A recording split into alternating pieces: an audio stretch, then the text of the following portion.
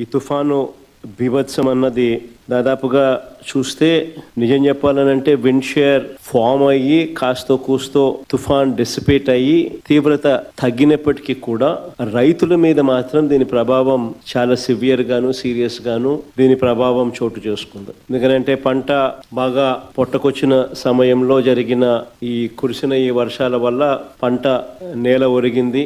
ఆ నేల ఒరిగిన ఆ పంటను నీళ్ళల్లో తడవడం వల్ల మళ్ళా అది పైకి లేయడం అన్నది కూడా కష్టమైన పరిస్థితుల మధ్య, తాలు ఎక్కువ వచ్చే పరిస్థితుల మధ్య దిగుబడి తీవ్రంగా తగ్గే పరిస్థితి వల్ల రైతు తీవ్రంగా నష్టపోయిన పరిస్థితులు ఎక్కువగా కనిపిస్తూ ఉన్నాయి.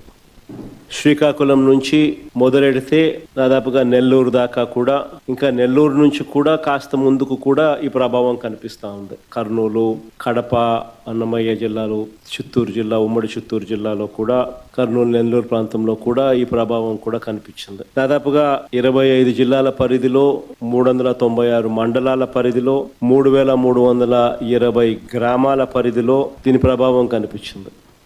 ఇలాంటి పరిస్థితుల్లో రైతులకు మనం తోడుగా నిలబడాల్సిన అవసరం చాలా ఉంది. దాదాపుగా ఉజ్జాయింపుగా లెక్కల ప్రకారము, మనకున్న సమాచారం ప్రకారం దాదాపుగా 15 లక్షల ఎకరాల మీద దీని ప్రభావం పడతా ఉంది. దాదాపుగా ఇందులో 11 లక్షల ఎకరాలు వరి మాత్రమే, వరి మీదనే ప్రభావం పడతా ఉంది. 39 లక్షల ఎకరాలలో మామూలుగా వరి సాగయ్యే పరిస్థితి ఉంటే అందులో దాదాపుగా 11 లక్షల ఎకరాలలో దీని ప్రభావం పడతా ఉన్న పరిస్థితులు కనపడతా ఉంది.